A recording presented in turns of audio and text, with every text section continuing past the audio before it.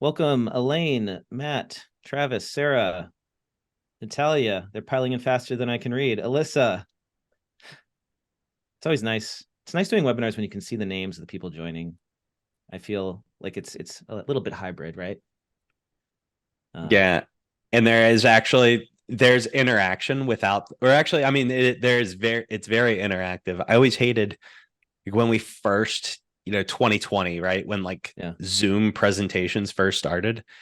And, I have like my built-in script, right? And it's like, okay, like say this, and then I know the audience's reaction. And then, we're in Zoom and it's like, okay, I said this. It's like, I wonder if they responded. I have no idea. Did that land or Well, not? I'm just talking into a blank camera. and that's why we always encourage our attendees on the Grow and Scale series to chat with us. Use the Q&A, ask us questions. Andrew is a data security IT expert here to answer your questions about artificial intelligence. And so please do take advantage of this opportunity. I will be monitoring the chat throughout here in Zoom. If you are with us on a different streaming platform, I may or may not see your questions. I'm going to do my best to monitor those through our restreaming platforms. And I'll go ahead and get us started because we got a lot to talk about. I am Blake Oliver, CPA, and you have tuned into the Grow and Scale series by Financial Sense. This is our 9th episode in the series, and today we're talking about data security in an AI world. AI is here to stay, but in an industry where data confidentiality and security are both extremely important, how can firms keep data safe while maximizing AI? And joining me today to talk all about that is Andrew Lassise, I love your title, Andrew, Chief Dorkestrator at Tech for Accountants. Welcome. Oh yeah, thank you. And that title, it's near and dear. If you Google it in quotes, I believe last time I checked, I'm the only one. So, it's very important that I that I hold on to that title. It's good. It reminds me of Guy Pearson from Ignition, who for a long time he would introduce himself at conferences as the chief janitor. And Ah, when I met him, that's what, and I was very confused at first, but he's the only one. So welcome, Andrew, and we're going to talk about AI. So much going on. Recently, we had that whole drama with Sam Altman getting fired by the board of OpenAI and then coming back. We thought he might go to Microsoft for a while. A lot of uncertainty, a lot of drama. And I think it's one of those things that definitely doesn't help when it comes to right. artificial intelligence. When accountants are reading the news and we see that this major company is having a leadership crisis, it doesn't make me feel good about the security of data in OpenAI's systems. Like if it's so easy for the CEO just to get fired and then come back the next day, what are their data security processes or procedures like? Does this concern you when you read the news, like, or is this something that's just a distraction from this whole AI discussion for accountants? I think it could go either way. I mean, you could interpret it like, oh my gosh, there's so much chaos, but I think every company kind of has its ebbs and flows. However, just playing devil's advocate, how bad did Sam Altman have to mess up being like the spokesman of the biggest thing in the last 12 months that they said, you know what? We need to swiftly remove him. And then the backlash being, I mean, they had to have considered this probably is going to have gigantic backlash. So, as far as a data security, I'm not as concerned as just the stability of craziness of business. But at the same time, wasn't sort of the underlying things about his being able to he was giving away trade secrets and things like, wasn't that kind of the, or am I just spreading fake Well, news? no, I mean there's been rumors. I don't think anybody really knows what happened. One of the rumors was that researchers inside of OpenAI had made a breakthrough towards artificial general intelligence, which would be world shaking kind of news. The idea that, like, not just an AI that can create text, but an AI that can think, that could be conscious. But we don't know if that's true. We really don't know. All we know is that he and the board lost confidence in Sam Altman. But then he came back and he replaced the board. Yeah, So, that's that crazy amount of power that like, yes, I have all of the power on earth right now, that you kick me out, and then not only am I kicked out, but then he was like, oh, I'm at Microsoft, and he's like, never mind, I'm back and you're all yeah, gone. I mean, but in I think it's more of just, here is the drama of what's going on. And I do think that it's a big enough news story that it should be talked about, as yeah. opposed to just the, like the CNBC, where it's like, oh, like Biden spends $50 a week on a dog walker. Like, what does this mean for the taxpayer? It's like, what? Or Well, Fox yeah. News rather, but like, like the stuff that's just like, okay, we're grasping for straws. I think it's a Well, reasonable thing to bring up.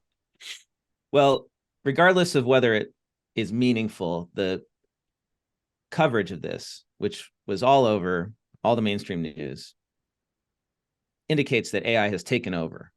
It's been a year. It's been just a year since ChatGPT was available. And in many ways, it's taken over tech. And for many of us accountants, actually, who are now using it daily, it has kind of taken over our lives too. I always have it actually on a screen. I have a third screen that I bought just for having ChatGPT and Claude open. So let's bring this back to data security, right? How there's a lot of opportunity to use AI. I believe that it can automate 15% of the work that most accountants do right now, but we have to balance that with client confidentiality, data security. So when you look at this from a broad perspective, how do you approach how firms should be, building their AI policy, or how should, independent accountants and bookkeepers be thinking about using AI? So I think when you're looking at it from where you have sensitive data from your clients, and you can't just plop it in there just on a confidentiality, having all that sensitive information and then just being like, oh, what can you tell me about like their spending habits? And here's the books for client X. What can you and then it's uploaded, and then how it's used in training and things like that. But one of the easiest ways, and I mean, you still have to be very vigilant and make sure that you do not make mistakes with this, but sort of like a hybrid of taking away any identifiable information. And I've become really good with the VLOOKUP function. And if you need help with it, you can chat GPT how to do that.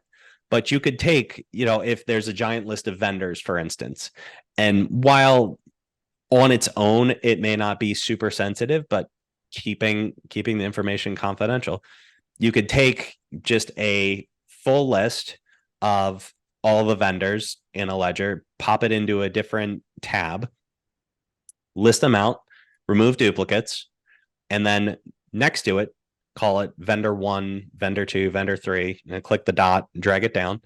And then you can do VLOOKUP in the original ledger and have all the information changed to vendor one, vendor two. So you have your key Okay. of here's the information, and you could do this with clients, anything.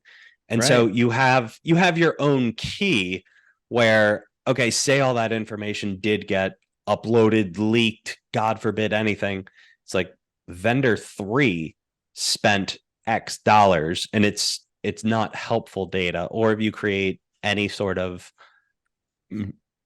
key way to name these things, and it's not that difficult to pull that off. So in this instance, you can utilize chat GPT, AI, any, insert, like we'll use chat GPT, just sort of ubiquitous right Mm-hmm. now. But I mean, insert any, LLM that you want, but you'd be able to utilize it in a way if you uploaded data where it's still not giving anything away, but you could take the information that's gathered from it and be able to utilize it in a safe way. Again, you have to be vigilant and make sure you're not accidentally sending Right. something that you shouldn't, but there's ways that you could go through it and still keep the information at least hidden enough that there's not going to be any sort of breach of confidentiality because it's just random numbers.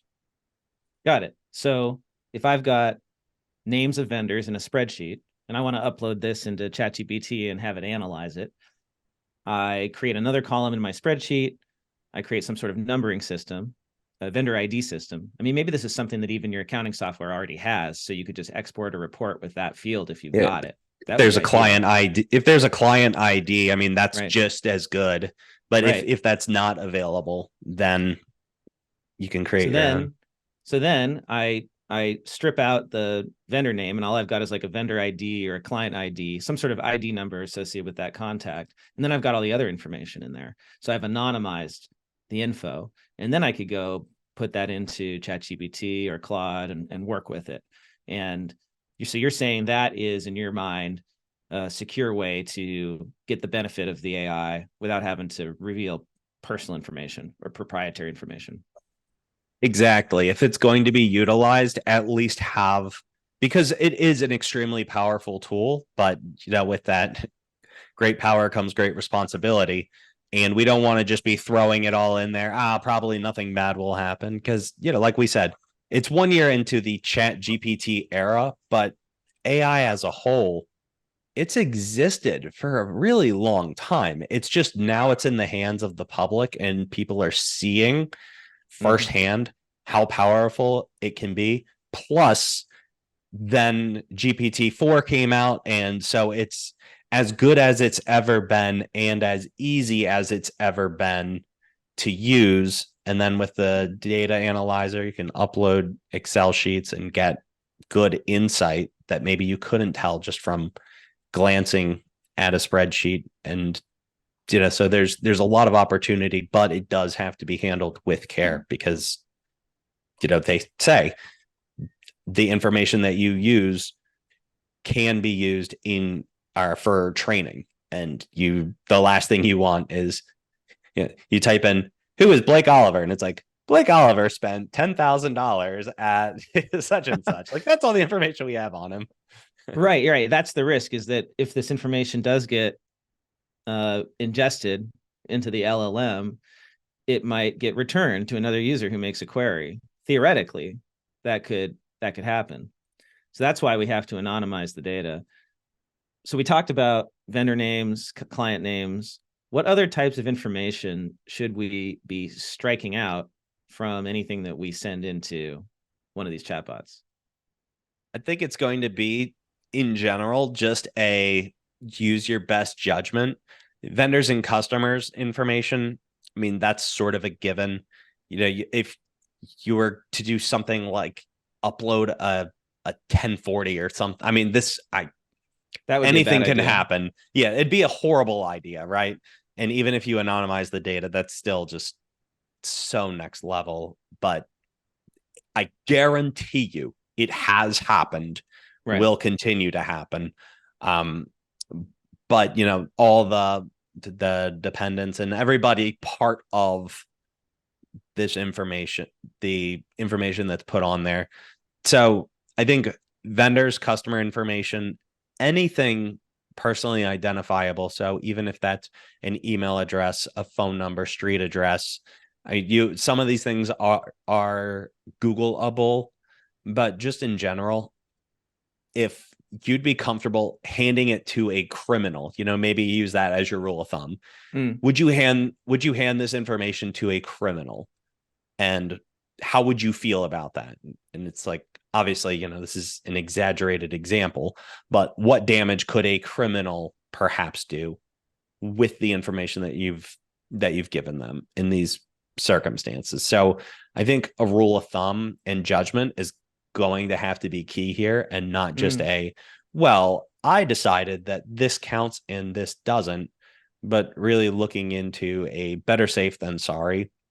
And that's our own internal policy, at least with the Tech for Accountants. And for those that aren't aware, we were just acquired by RightWorks, so they have their own data security standards. But just speaking as of a month and a half ago, our policy was nothing that could identify the customer whatsoever. So email address, phone number, first name, last name, it all has to be just changed if it's going to be used and when it's used very sparingly. But it's different in a tech world versus an analytical finance accounting world. Mm. I've met with some firms that are deciding to wait completely to not have their staff use any of these chatbots, and they're only going to use AI when it's integrated into the tools that they're already using, like Windows Copilot, or into some of the other apps like practice management solutions, such as Financial Sense, for instance, has AI in it. What's the difference between using a chatbot and using AI when it's inside of another application? Why is that more secure? Yeah, that's a really good question. I mean, essentially, you're moving the liability and responsibility onto the vendor, and you are still effectively putting trust in their hands that they're using it securely. But you also can take into consideration the vendors have a vested interest in protecting their own clients' data, especially as the company starts to grow. And the more people that are involved, the more steps that you have to take in securing the data, because eventually, a target is put on your back. For us doing IT and cybersecurity for accounting firms, we had to make sure that our systems were not just up to compliance standards, but above and beyond anything that we could think of, because we hold the keys to the castle to the people that hold the keys to the castle. So, as far as putting it into just a random chatbot where, we are the ones that are uploading and providing this information, and then God forbid something happens, it really does, you look at what's the source and it comes back to you. But I mean, especially, the example of Copilot, where I mean, Microsoft has such a target on their back, and love them or hate them, they're still putting pieces in place. Now, what they're selling, using it for, I mean, that's a different conversation. But I think because when it's integrated into apps, it's going to make you more efficient. The juice is worth the squeeze in that sense, especially when you're containing it inside of a single environment that's querying information that it has inside of itself. So, I mean, there's going to be still the question of, the vendor. And I have a feeling down the road, there will be some sort of accreditation, certification of responsible AI usage, kind of like a SOC 2-ish type thing, where it's making the claim and proof that it is used responsibly within its own ecosystem, just like the examples that you had mentioned. I've heard that when you send data through the API to OpenAI, that they don't retain that information. Is that true? And that's different than the chatbot, because in the chatbot, they may optionally retain that information to train the LLM, but with the API, they don't. So I've been advising folks that, hey, if you're using an add-on, or if you're using Zapier and you're connecting through the API, you're safe. Yeah, that is the way that it's presented. And I mean, for all intents and purposes, it is correct. I still err on the better safe than sorry side of things, just because you never know. And anonymizing the data isn't incredibly difficult given the use case. Mm-hmm. And the fact of the matter, someone that is tech savvy like you or me, okay, put it into the OpenAI API. You could connect it through Zapier and have an output to your Trello or whatever app that you have connected. Let's use a simpler example, right? So Financial Sense, our sponsor for this show, they are practice management software, and they've integrated with AI. I don't know if it's OpenAI. Let's just assume it is. And so when you draft emails in Financial Sense, it can read emails that you've received, and it can draft emails that you want to write, and other things as well. but that's the one that I'm concerned with from a data security perspective. My understanding is that when that data is sent through the API to OpenAI, if that's what it is, then the data is not retained, right? Enterprise level security applies so that we can, rest assured. And that's different than if I copy that email and pasted it into ChatGPT. Correct. That's my understanding of it as well. So when it's used inside of a system like Financial Sense, it's a lot easier to go. I mean, you can literally see that it's happening automatically. And the only way that it happens automatically is it's either through an API and you get the instant response, or they have a million people on the back end copy pasting, throwing it in a chat GPT and then pasting the answer back. And it's not. I think that's unlikely. Yeah. Yeah. So, I mean, it's like, what? I mean, you're not there behind the scenes. I have a pretty good feeling that's not ever what's happening.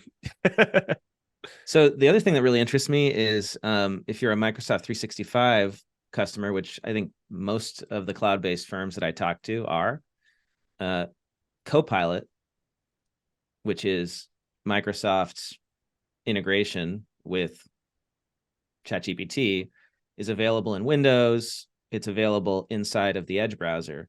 And I'm reading here that if you are one of these Microsoft 365 subscribers on one of these plans, E3, E5, F3, I don't even know what all these different plans are, then if you're signed in Edge on an account that's linked with one of those plans, then you are also protected.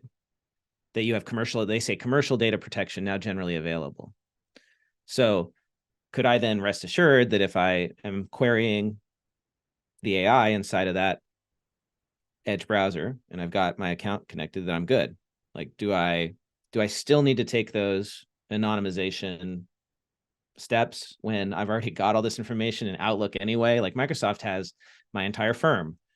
They're responsible for the data for my whole firm. So if I trust them with my emails, then should I be able to trust them with my emails going through AI? That's a really good question.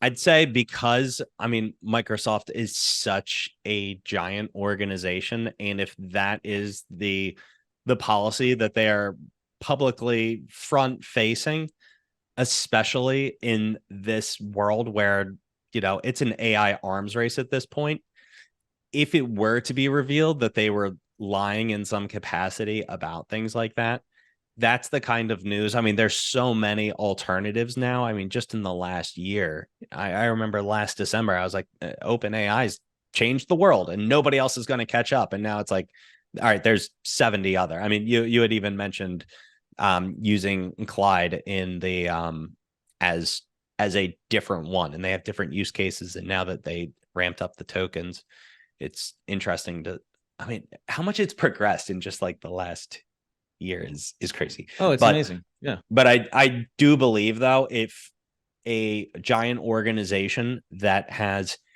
invested billions and billions of dollars in this AI arms race, that if they say this is the way that it is protected, I'd say it's safe to believe it.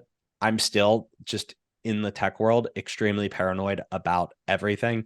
But you're right, since it's in that ecosystem as it exists already, it's not even like you're going out of the way to volunteer it. It's just, well, I'm using Microsoft. And I don't think any of your clients would say, oh, you're using Microsoft. You should have been using Google that does the exact same thing. I mean, you could maybe an open source something. I mean, there's a million.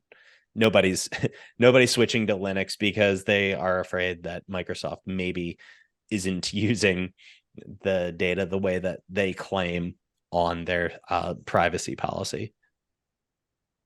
So what are you advising firms that ask you? Are you saying embrace AI? Or are you saying no, wait until it's more mature? I think you'd be crazy to not embrace it, especially with how easy it is. It's just the methods that you're embracing it, and also keeping in mind, I mean, we're steering the conversation a lot in the, you have your client's data and how you can use these tools to be able to produce better results for your clients, make your job easier and get better results. I mean, that's, that's the dream of everything, right? Every software that gets purchased, it's like, oh, like work less and charge more, right? That's like everybody's claim for everything. Like, be an advisor, work less, charge more, give more value. And so, I mean, what you are volunteering of your clients, I think we've hit on that. If it's living in the ecosystem, Microsoft will just, you're right, 90% ish of firms, 80, it's a large percentage of accounting firms are using a Microsoft platform. I mean, plenty are using Google too, but it's we're talking apples to apples, basically. Same thing. It's living in that ecosystem. There's been AI that's been driving these things all along anyway. It's just now that it's tangible in the everyday user's hands, it's more of a conversation, because before it was just, oh, we use AI to detect this and that and connect these things. And people are just like, okay, AI, it's computer stuff. But now, those synapses are AI. Oh, like Chat GPT. Now I understand. Okay, they put this in and they get a response, how these apps connect with each other. So back to your question, what are we advising firms? You should embrace it, but always have in the back of your mind, especially if you're using something like a chatbot, which just a lot of people do. Yeah. That you have to be very cautious with what you are volunteering and putting out there. But for things that are inside of your own workflow apps, I mean, what's the alternative? Just do everything on pen and paper? Yeah, there's no such thing as 100% security. It's impossible. So Yeah. I've always felt it has to be a balance, and that's a difficult balance to strike. Do you err on the side of get things done and make things happen, or do you err on the side of protect the data? And it's never that simple. It's a continuum. And we already have lots of security gaps in our firms today. One of our LinkedIn viewers, Moshi, he said, he mentioned Loom. A lot of firms are now using Loom to create video recordings of delivering tax returns. And you're screen sharing a tax return, which has social security numbers on it, names on it, other sensitive data. And then these videos get shared out with a link. And Loom, by default, it's a public link. So if anyone who has that link can go and find it. Firms have gotten really comfortable with doing this. And maybe some of them are realizing, oh, I shouldn't do the public link. I'll do the private share. And then my client has to log in with an account. But even then, you're storing this video on a service and you're trusting that service to protect that data, that video. So is this really any different? It's a really it's a really interesting point you bring up. And we actually ran through a similar case with using I think it's called Scribe, yep. Scribe. Yeah. And it's like, okay, we put all these processes in place, we can show all these people how to do all these things. And even when we are looking at, and these are just processes, it's not like there's super sensitive information, but there's still it's still a public link, like you said, and it is living on their servers. So, and that brings us back around to a really big threat that I think a lot of people take for granted. And, we've been hitting on, don't you be the one that's volunteering this information. But other organizations do have the ability to get hacked as well. Right. And some of these things, like how you can protect your firm, it comes back around to just simple data security that everyone's been preaching all along. The long unique passwords. Don't reuse the same password on multiple things. especially your email. Everyone forgets how important your inbox is. And most people, I say, change your email, put two-factor authentication. Oh, they want to read what's going on between so and so. I mean, you've probably got clients that are uploading, their 1040s, 1099s, their W2s, everything. Even though you tell them use my portal, they don't. And okay, if you don't delete it from the server, okay, someone would have access to it. But the thing that a lot of people don't take into consideration, you would have a email from Bank of America. Blake, your statement is ready. Okay. I have a different password on Bank of America. Not going to do anything. Well, I go to Bank of America and I say forgot password, and they send the reset to that email address. So really, that is one of the most important things that a lot of people are like, oh, well, I have QBO on lockdown, Financial Sense on lockdown. Nobody's going to be able to get in. But just having someone's email address. Yeah, if you have access to their inbox, then you can reset all their passwords.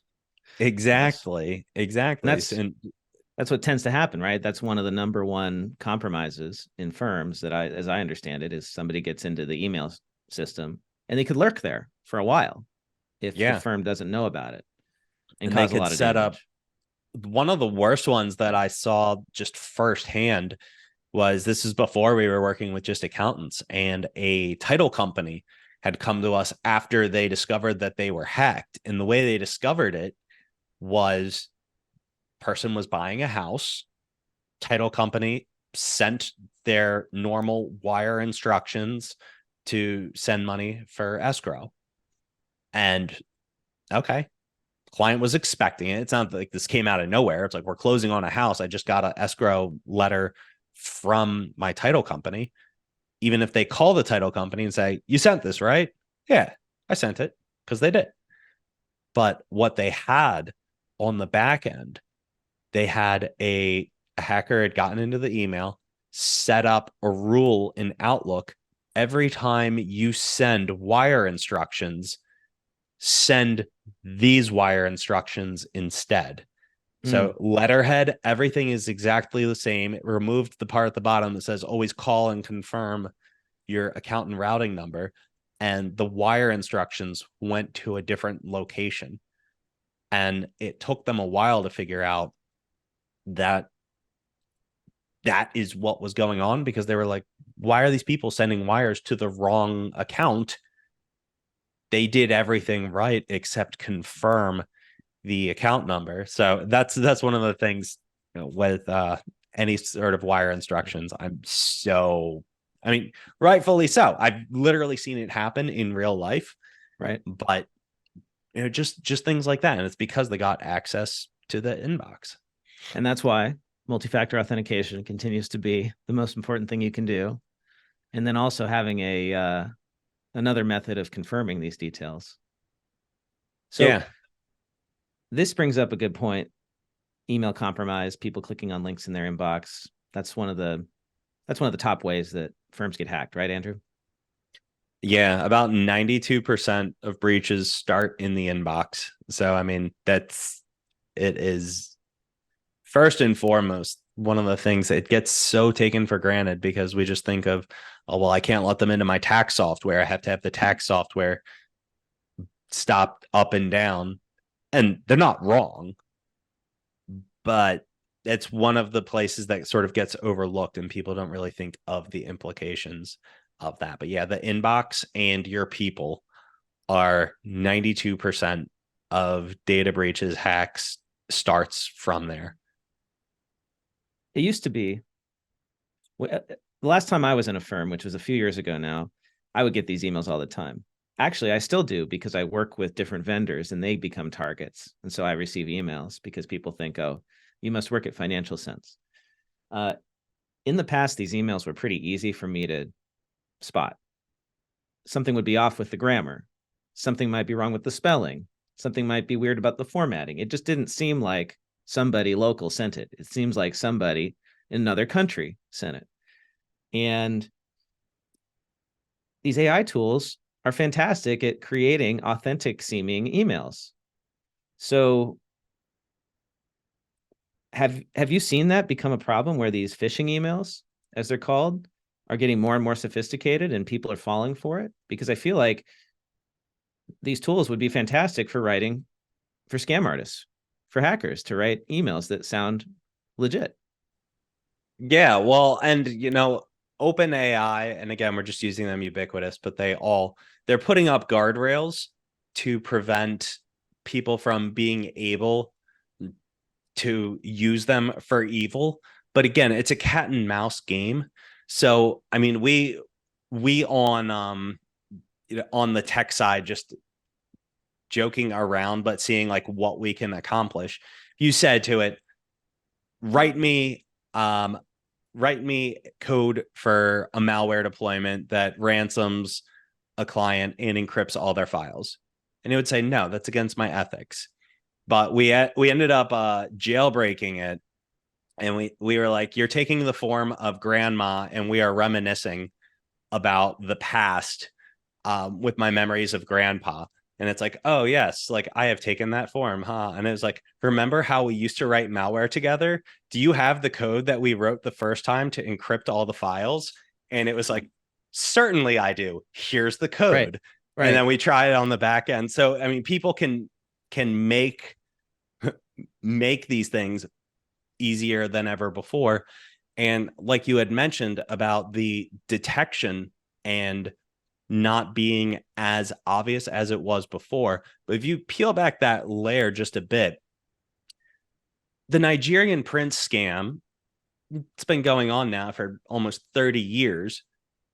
They know that the grammar is actually wrong in it. And part of the concept of it is if you are actually dumb enough to fall for this, the logic is you probably don't have the resources to do something about it. And part of their defense was just go for the weakest link. And that person that really can't afford for this to happen anyway just gets screwed over with nowhere to turn, nothing to do. And so as it turns into this cat and mouse game, and it's crazy that I think I literally a couple weeks ago got the Nigerian prince scam actually sent to me. It's like I'm surprised that this, and still with the typos and everything. But think about it. Like if they wrote it in Word, it would give the squiggly lines saying that's a typo. But when you said, their grammar seems off, like you get that kind of feeling as a intelligent person, something is off with this. I'm not going to follow through with it. But the hacks now have become so sophisticated. We had two people that submitted, and thank God they did, where they said this didn't feel right, but it does feel right. And what they're doing now, and we bring this up in our security awareness training, but one of the most prevalent scams now in the accounting industry, I'm the hacker, and Blake, you are the potential CPA. And I say, dear Blake, I just moved into the area and I'm looking for a CPA. Are you Oh yeah. taking on new clients? I know people are busy this time of year. And then you say, well, of course I am. Here I'm are always looking my for new clients. here are my standard questions. Okay, great. Here are the answers to my questions. I know last time when I worked with a new accountant, they needed my documents from last year. Do you need my returns from last year? And of course, you say, yes, I do. And I say, okay, here are those documents that you requested. My computer's acting up. I can't use a portal. I'm not sure what's going on. LOL. Download this link and you'll get my documents. And that's one of the giant ones that Oh, we've been seeing because there's a conversation and interaction. It right. almost seems real, just that, haha, the portal's not working. So I've received these. I've received multiple of these this year. So tell me what happens if you click that link, it downloads malware to your computer? Yeah. So what they'll do, they'll call it like 2022 1040, and the name will be .pdf, but it's actually an exe. So you double click on it, runs the malware on the computer, and then depending on the security, that you have, it may or may not stop it from completely destroying your company. And getting into the cybersecurity side of things, I mean, prevention is always first and foremost. If you don't download it and don't click on it to begin with, it's going to stop the threat. But traditional antivirus, is a proactive, hey, you downloaded this, we're going to stop it right here. But they also include click here to override if you're sure that it's real. It's like, yeah, I'm sure. I've been emailing them back and forth. So then we've got another layer of security, which is, if I had to pick one aside from two-factor authentication, be endpoint detection response. Essentially what it does is it looks for peculiar behavior on a computer. So when thousands of files all get changed at once, basically just shuts down the computer and says, call the IT company that installed this because something's wrong. And Got it. we've seen that happen a handful of times where it literally saved people's practices. What is that from called? clicking. EDR is the acronym, endpoint detection response. So in the way that's different than traditional antivirus has to have seen a virus before to detect it and prevent it. But EDR is using an algorithm to notice suspicious behavior and shut down the process before it encrypts all your files. Exactly. So, when your antivirus every day, it's like click here to upload or to update. What happened is enough people got hacked by the one that they're updating that they are retroactively stopping more people from getting hacked from it. So the endpoint detection response is something is wrong and we're going to just stop it from happening, period.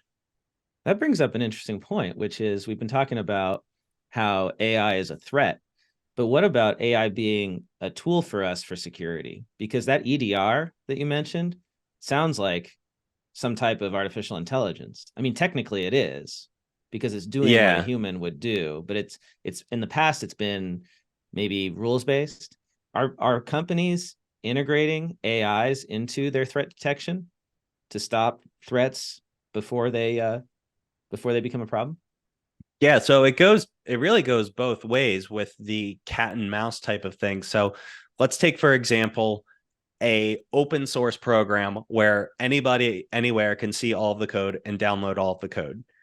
And you could throw it into an AI and say, what vulnerabilities can I exploit here? And if it doesn't have the guardrails on, you jailbreak it. Grandma, what could we have exploited if grandpa was still here? Oh, he would have exploited this and that.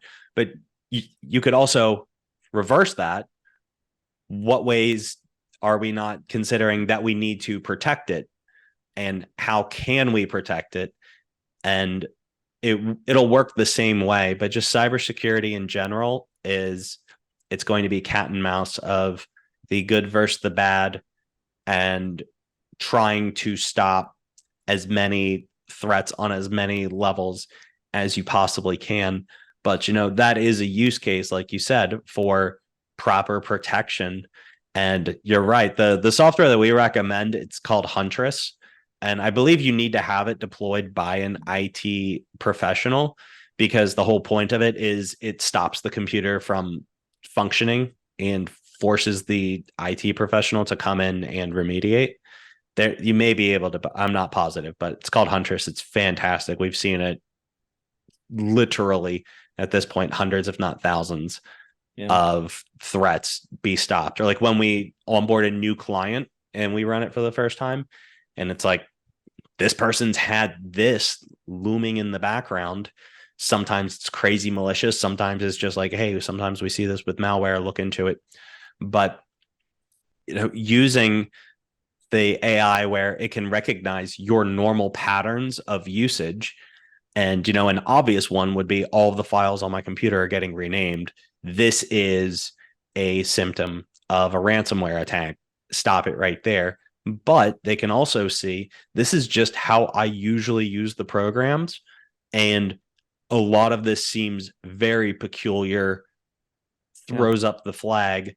So it can be used on both sides. It's just, I think really what it comes down to is kind of the fear mongering that it's like, oh, well, it's going to take over everything. Can you imagine all the bad it can do? But at the same time, there's tons of good that it can do and to offset the bad. But, we're always going to have this battle going back and forth.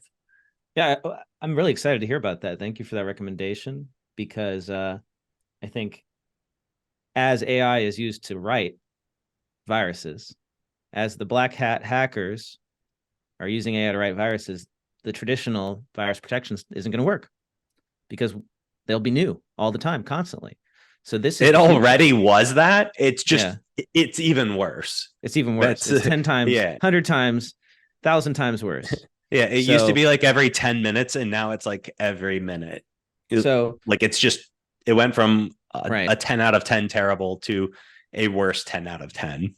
So that's the future then. It's an AI that watches over our work computers, knows every employee's individual patterns, and can detect if, oh, another example I heard a while back was, all of a sudden at 3 in the morning, a bunch of files are getting uploaded to a server in Russia, right? Like Yeah. that's an example of atypical behavior, and shut that Yeah. down, cut it off, Yeah. and lock the computer until Andrew can get there and take a look at what's going on. Yeah. And that's one of the common things with filing fake tax returns, where it's 5 in the morning and a whole bunch of banking details were changed and returns were filed and credits were applied for that they didn't actually qualify for to get the money. And then, when you go to actually do their return, he already did this one. And that's one of the things to be on the lookout for as far as tax professionals, to recognize that.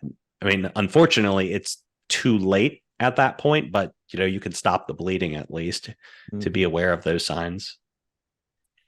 Well, Andrew, we're almost out of time here, and I want to remind our listeners that you're welcome to ask any questions, and Andrew will do his best to answer them while we're still here. I do have another question for you, Andrew. Maybe this could be my last question. Education inside of our firms. How do you recommend that firms educate their employees about artificial intelligence, about data security in general? What is your best practice there? So there's a lot of platforms out there where you could literally just buy it. They could send fake phishing emails, bring the attention to the forefront of your employees. So I have a friend that worked at McKesson, and I mean, this was years ago before it was even as prevalent as it is now with security awareness training. And he's like, I just never open any emails ever. He's like, unless I'm 100% sure. He's like, because it's annoying. They make me take a course every time I mess up. So I don't even bother unless I'm 100% sure. And so, on one side, it's like, well, what if you miss something? But the other side is having that conversation constantly being ingrained in everybody's brain is going to be the best protection. Like we said, 92% starts in the inbox.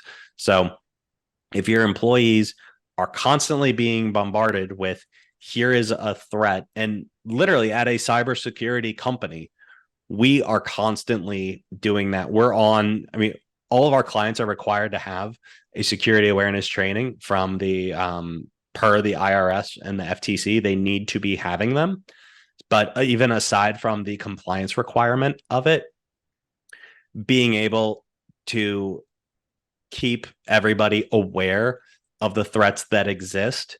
And there's new one that, or at least it was new to me, that I saw a couple months ago. And it was a fake password reset email. And we see them all the time. And it's like, was your password requested to be reset? If not, click here. And it's like, okay, seen that a million times. But this time, what it did, which nice little twist, it had a QR code. Hmm. And so it was like, you can only reset using a QR code. So you're on your phone. It's a little different than you're typically used to. probably don't have as much virus protection, malware protection Right. It on might your be a personal phone. device. Yeah. Yeah. And so this is phishing Clever. in that sense. Yeah. And so we post it in the general chat of like, here is another thing to look out for, because these things are happening all the time. And while we are literally getting phone calls from prospects all the time, something terrible has happened, can you help me? And unfortunately the answer is no a lot of times, but if we had a time machine, we could have stopped it if we were working together. But having that conversation be an ongoing thing, as opposed to just, oh well, when they started and they signed the agreement, they said they would be careful, and they they didn't do what they said they would do, because regardless of what your policy says, if they're not doing it, it's not going to really matter. So there's tons of software that that you can purchase that does it. On the Tech for Accountant side, we use a program called Cyberhoot. It sends you videos and you do trainings, answer a test, and then on the business owner side, you can see all of your employees have taken it, and so there's a paper trail for that.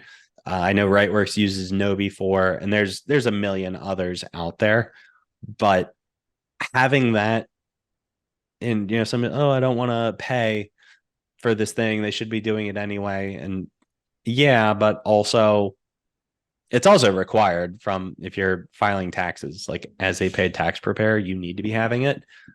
But I mean, plenty of people are just doing, but they are doing books and don't fall under the IRS requirements.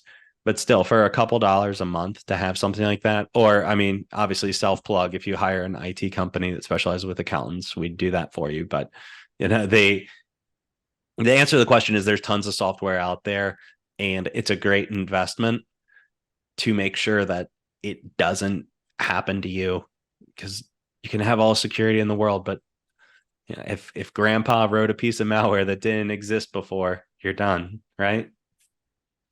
We got a question from Linda, and this has All to do right. with offshoring or hiring international employees outside of the United States. Is there a risk to hiring workers in? Is there a risk to having workers in Asian countries working on your accounts? And I suppose I would broaden that to just anywhere outside the United States.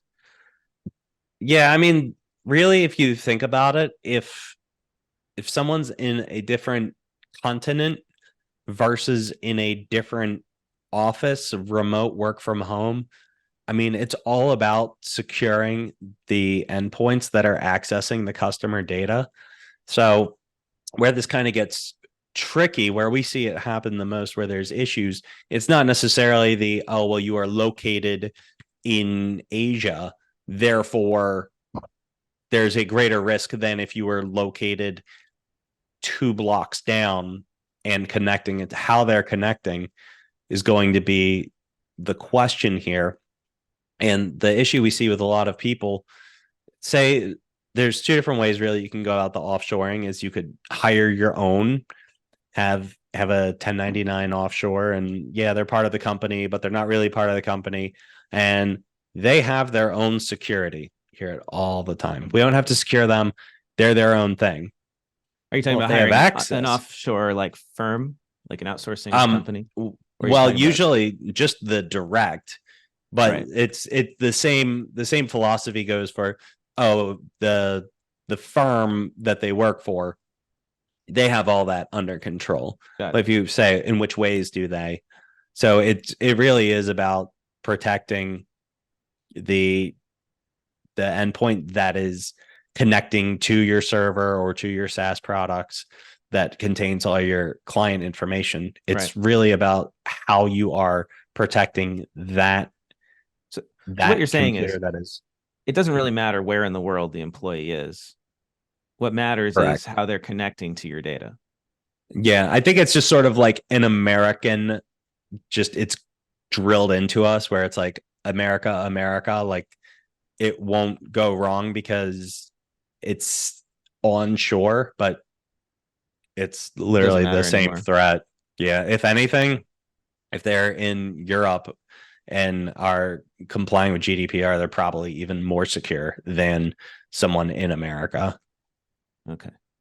And then, well, just on that topic of hiring folks offshore, do you recommend that this can get expensive? Because if you're shipping them laptops and trying to manage those internationally, like that's very expensive. It's hard. It's expensive enough to do it here in the States if you're hiring people in different states. Do you recommend that, or do you do virtual computers? Like let them have their own computer and then they go in through like a virtual machine to access the firm's Yeah, data? it's going to be case by case. I mean, we've even seen some people where they have a computer set up in their office that the person offshore remotes into, and they can see what's going on the screen and things like that. So, I mean, there's a lot of considerations. And so there isn't really a prescribed one size fits all. You can have them logging into a virtual machine, or, if the whole company is run on a cloud, say like Rightworks, where if you're doing all of your work inside of that, the cloud itself has security on it, but it's only a part of the equation. But it's ways that you can protect it, but really it's making sure every single angle, no matter how you slice it, is going to be protected. So whether it's directly hiring offshore, directly hiring someone remote, even directly in your office, it's not like if someone's in the office, they can't download malware and destroy everything. Also, it's more the holistic approach of, do we have every single potential um angle covered, Mm-hmm. and for all of the inevitable risks that you just can't account for, what is the amount of damage that could be done.